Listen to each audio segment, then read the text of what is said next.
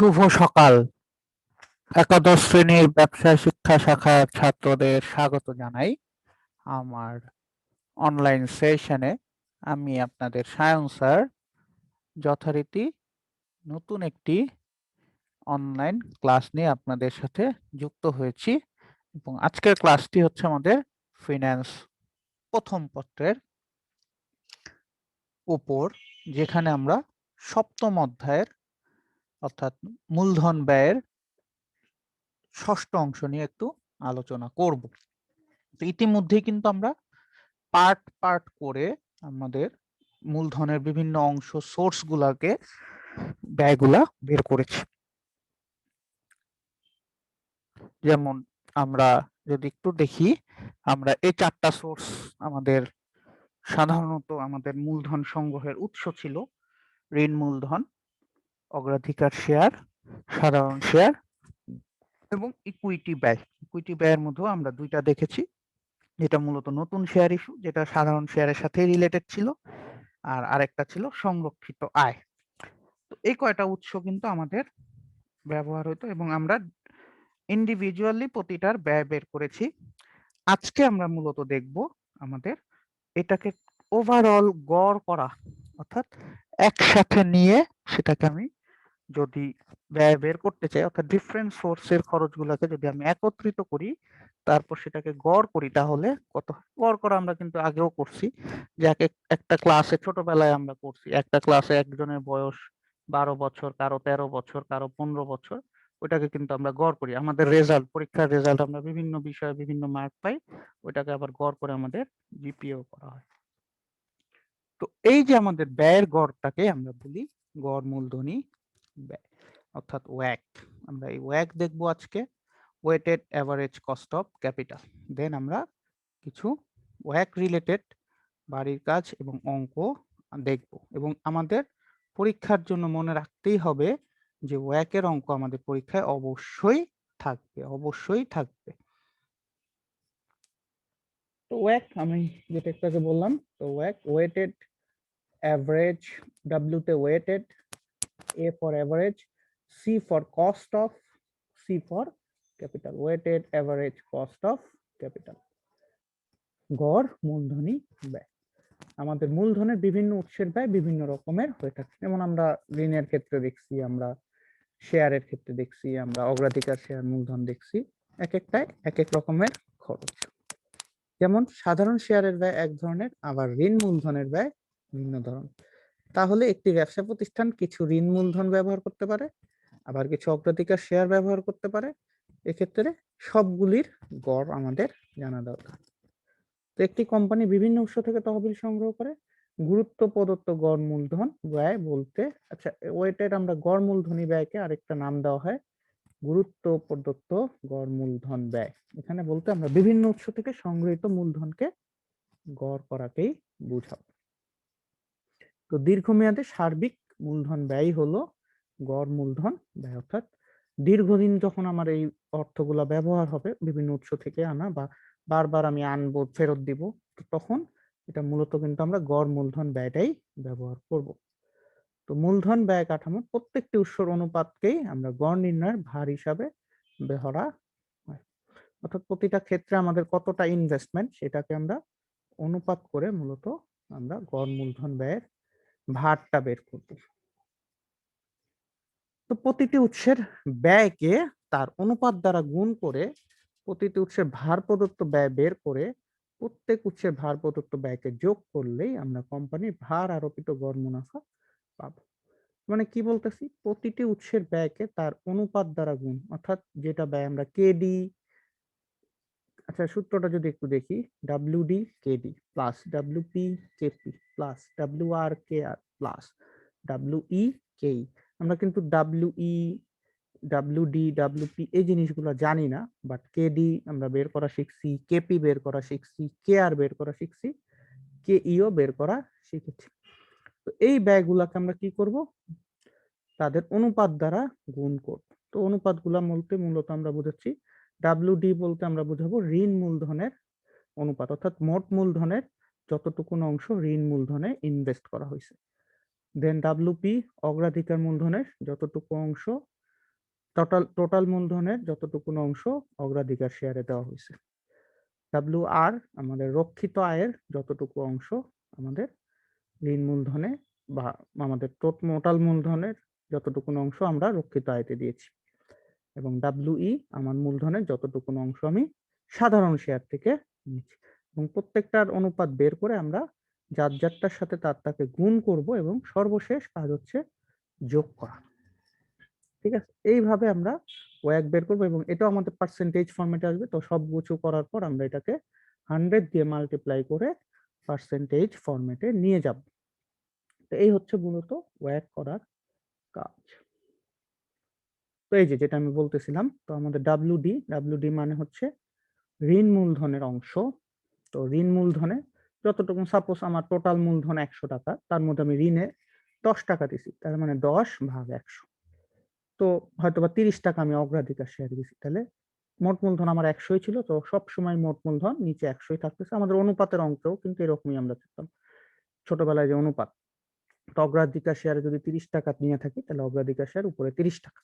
সাধারণ শেয়ার দেখা গেল আমি 40 টাকা নিচ্ছি, তাহলে উপরে 40 টাকা। সংরক্ষিত আয় দেখা গেল আমি 30 টাকা নিচ্ছি বা 20 টাকা নিচ্ছি, তাহলে সংরক্ষিত আয় 20 টাকা। বাট মোট মূলধনটা নিচের ফিগারটা সবসময় একই থাকতেছে, অর্থাৎ আমার টোটাল মূলধন যেটা সেটাই সবসময় নিচে থাকবে। এবং এটা আমি একের এগেনস্ট, অর্থাৎ টোটাল অংশকে আমরা এক বলতাম, অনুপাত যদি আমাদের মনে থাকে মোট সম্পূর্ণ অংশ সমান 1, তো 1 এর এগেনস্টে আমার কত টাকা আছে সেটাই মূলত আমরা কিন্তু WD, WP, WE, WR দ্বারা বের করব। তো এখানে একটু ইম্পর্টেন্ট কথা বলি, যে আমরা সূত্রটাতে দেখছি আমাদের KD, KP, KR, KE বের করতে হয়, না হলে কিন্তু আমরা ওয়াক করতে পারি না। তো অনেক ক্ষেত্রে আমাকে এই WD, WP, WE, WR বের করতে হবে, বাট WKE, KD, KP বের করতে হবে না। তো এর জন্য আমাকে এই নোটসটা অবশ্যই মনে রাখতে হবে। তো প্রথমত হচ্ছে KD ও KR এর ক্ষেত্রে প্রশ্নে যদি ট্যাক্স রেট বা করের হার না থাকে, তাহলে প্রশ্নে যে পার্সেন্টেজটা দেওয়া থাকবে সেটাই আমাদের KD ও KR হবে। বোঝা গেল? তো প্রশ্নে যদি ট্যাক্স রেট না থাকে তাহলে আমরা KD, KR বের করব না। তো প্রশ্নের পার্সেন্টেজটাই আমাদের KD ও KR হবে। ঠিক KP ও KE অর্থাৎ অগ্রাধিকার শেয়ার ব্যয় ও সাধারণ শেয়ার ব্যয়ের ক্ষেত্রে যদি প্রশ্নে শেয়ারের বাজার মূল্য দেওয়া না থাকে, অর্থাৎ মার্কেটে যে দামে বিক্রি হচ্ছে, যেটা আমরা NSV বা P0 বলছিলাম সাধারণ শেয়ারের ক্ষেত্রে, সেই ফিগারগুলো যদি না দেওয়া থাকে, তখন প্রশ্নে যে পার্সেন্টেজটা থাকবে সেটাকেই আমরা KP ও KE ধরে নিব। ঠিক আছে, এই নোটটা অবশ্যই জানা থাকতে হবে।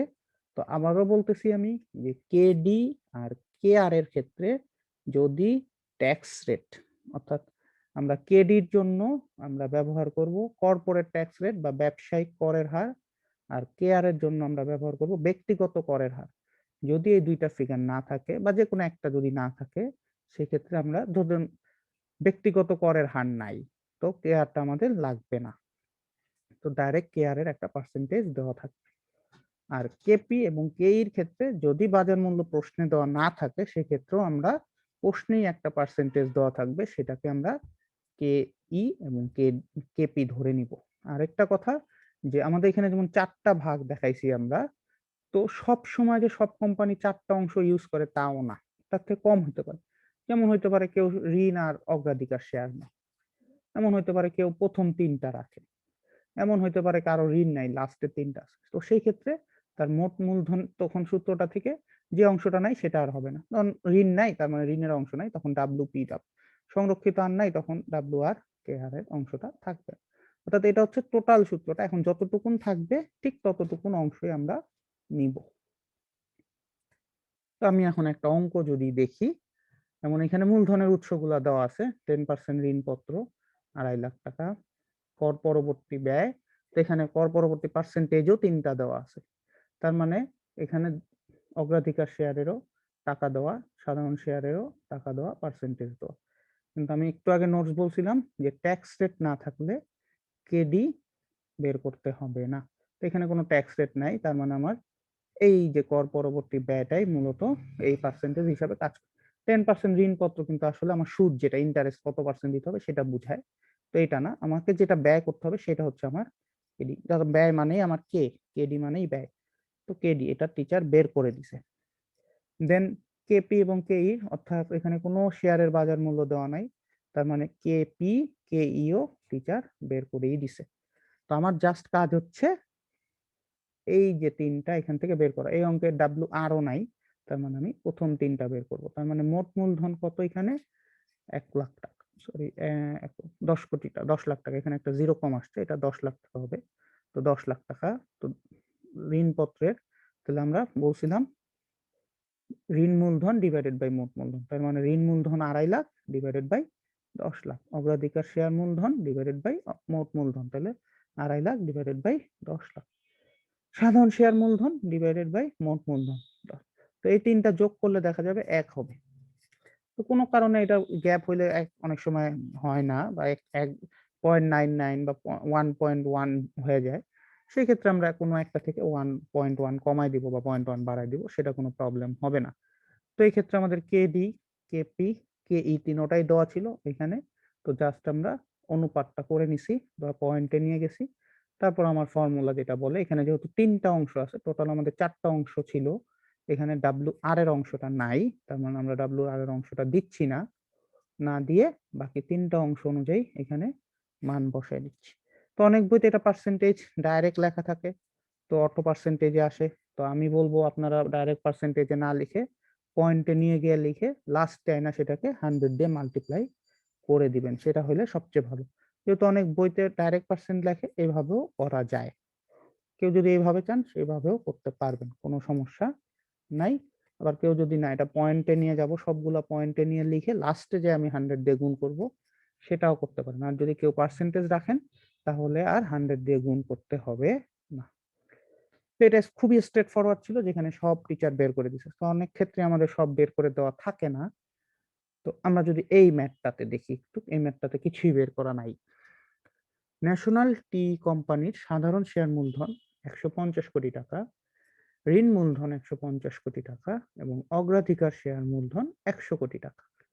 ঋণকৃত মূলধনের সুদের হার 12%, লভ্যাংশের হার 9%, সাধারণ শেয়ার অগ্রাধিকার শেয়ারের বাজার মূল্য 150 টাকা, 250 টাকা ও 120 টাকা। কোম্পানি এবছর মালিকদের 12 টাকা লভ্যাংশ প্রদান করেছে এবং অতীতে প্রদত্ত লভ্যাংশ থেকে 5% বৃদ্ধি হবে। করের হার 40%। মূলধনী ব্যয় কত?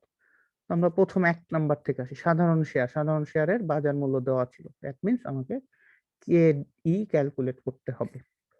অগ্রাধিকার শেয়ারের ক্ষেত্রেও সেম, আমাদের বাজার মূল্য দেওয়া আছে, সেখানেও আমাদের কেপি বের করতে হবে। আর করের হার দেওয়া আছে, তার মানে আমাদের কেডি বের করতে হবে। তো এখন আমরা কিন্তু আলাদা আলাদা কেডি, কেপি, কে আর এর সূত্র শিখছি। তো এখানে যেহেতু কেডির আমরা কোন সূত্রটা ইউজ করব? কেডির আমরা যেখানে যেহেতু কোনো কেডির বাজার মূল্য নাই, শুধু ট্যাক্স রেট, তার মানে ট্যাক্স এটাই সাধারণত ইউজ হবে। তো এখানে 12% ছিল আই, 12% ইন্টু 1 মাইনাস 40%। তো কেউ এটাকে চাইলে আমরা পার্সেন্টেজে রাইখা লিখতে পারি, অথবা যদি পয়েন্টে নিয়ে যাই পরে যায় 100 দিয়ে মাল্টিপ্লাই করতে। আমরা কেডিটা বের করলাম। দেন অগ্রাধিকার শেয়ারের ব্যয় আমরা জানি লভ্যাংশ ডিপি ডিভাইডেড বাই এনএসবি। তাহলে ডিপি হচ্ছে আমাদের 9 টাকা বা 9%, যেহেতু 100 টাকা করেই, কিছু বলা নাই শেয়ারের দাম, তার মানে আমরা 100 করে ধরবো, তার মানে 9% মানে 9 টাকা। 100 গুণ 9% মিনস 9 টাকা। তো এখানে আরেকটু বলি যে লিখিত মূল্য যদি না থাকে তখন আমরা 100 করে ধরে নিয়ে পার্সেন্টেজ করে দিব। তাহলে 9 ডিভাইডেড বাই শেয়ারের বাজার মূল্য ছিল 120, অগ্রাধিকারের, এই যে অগ্রাধিকারটা পরে ছিল। আর সাধারণ শেয়ারের এখানে যেহেতু বৃদ্ধি আছে, জি আছে, তার মানে আমাদের লভ্যাংশ প্রদান করেছে, তার মানে ডি1 করে নিতে হবে। তো ডি0 1 প্লাস জি, তো ডি0 1 প্লাস জি, এবং নিচে হচ্ছে পি0। তো পি0 এখানে কোনো উত্তরণ ব্যয় নাই। তো দেখেন এখানে আমরা কিন্তু সবগুলা আলাদা আলাদা বের করে নিলাম, কেডি, কেপি, কেই। যদি আমি এখানে বাংলায় ভেঙে ভেঙে লিখছি, আপনারা সাংকেতিক চিহ্ন কেই কেপি দিলেও প্রবলেম হবে না। এখন আমাদের কাজ কি? ডাব্লিউডি, ডাব্লিউপি, ডাব্লিউআরটা বের করা। তো এখানে বলা হয়েছিল তার 150 কোটি টাকা হচ্ছে সাধারণ শেয়ারে, ঋণে হচ্ছে 150 কোটি, অগ্রাধিকারে 100 কোটি, তার মানে তার টোটাল হচ্ছে 400 কোটি। তাহলে নিচে আমরা 400 কোটি রাখলাম। এখানেও WD তে পিতে ছিল হচ্ছে আমাদের অগ্রাধিকারে 100 কোটি। তো এখানে আর কোটিতে ভাঙার দরকার নেই, যেহেতু সব কোটিতেই আছে, তো আমি ডাইরেক্ট 100/400, কারণ কোটি কোটিতেই আছে। তারপরে 150 কোটি। তো পপগুলোকে আমি নিলে এটা যোগ যদি করে দেখি 1 হবে। তো যার যার অংশ দিয়ে সেটাকে মূলধন অনুপাত করছি। এবার আমি গড় মূলধন, তার মানে WD তে ছিল 0.375 বা 37.5%। পার্সেন্টেজ ফরম্যাটেও লেখা যায়, তো আমরা পার্সেন্টেজ ফরম্যাটে লিখছি।